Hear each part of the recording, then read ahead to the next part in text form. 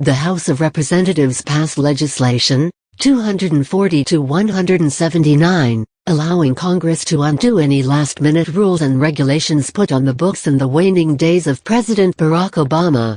This bipartisan bill is about reviving the separation of powers to ensure our laws are written by the representatives we actually vote for, not unelected and unaccountable bureaucrats who are on their way out the door, said the bill's sponsor Representative Darrell Issa R. California, a former chairman of the House Oversight and Government Reform Committee and the current chairman of the House's Intellectual Property Subcommittee. Presidents of both parties have made habit of enacting scores of last-minute regulations, with little oversight, to sneak in as much of their agenda as possible before the clock runs out on their time in office, Issa said. The bill helps ensure this president, and any future president, will be held in check and that their policies have the proper level of scrutiny by both Congress and the American people.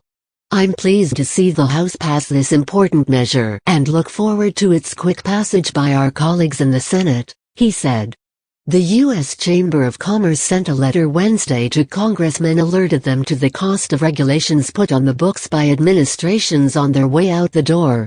A recent report issued by the Regulatory Studies Center at the George Washington University entitled The Final Countdown, projecting midnight regulations found that executive branch agencies typically issue a significantly greater number of rules during the final months of an administration in a rushed effort to implement remaining policy objectives. Midnight regulations issued by prior administrations have proven highly problematic and required subsequent correction. The ability of Congress to disapprove these rules under the CRA is limited by tight deadlines for action that make separate debate and votes on a rule-by-rule basis impractical. FreedomWorks CEO Adam Brandon says he's pleased with the House vote and he committed his Washington-based logistics and policy hub for Tea Party and conservative activists to working with Capitol Hill conservatives to return lawmaking authority to Congress. The Obama administration's regulatory agenda has been damaging to the economy and destructive to separation of powers in Article I of the Constitution, Brandon said. While Congress has a long road ahead to restore Article I and reclaim its power from the executive branch, the Midnight Rules Relief Act is a step toward that goal. This bill simply allows Congress, under the Congressional Review Act, to reject multiple last-minute regulations promulgated by federal agencies in a single resolution, he said. We're glad to see the House pass the Midnight Rules Relief Act, and we urge the Senate to act on the bill.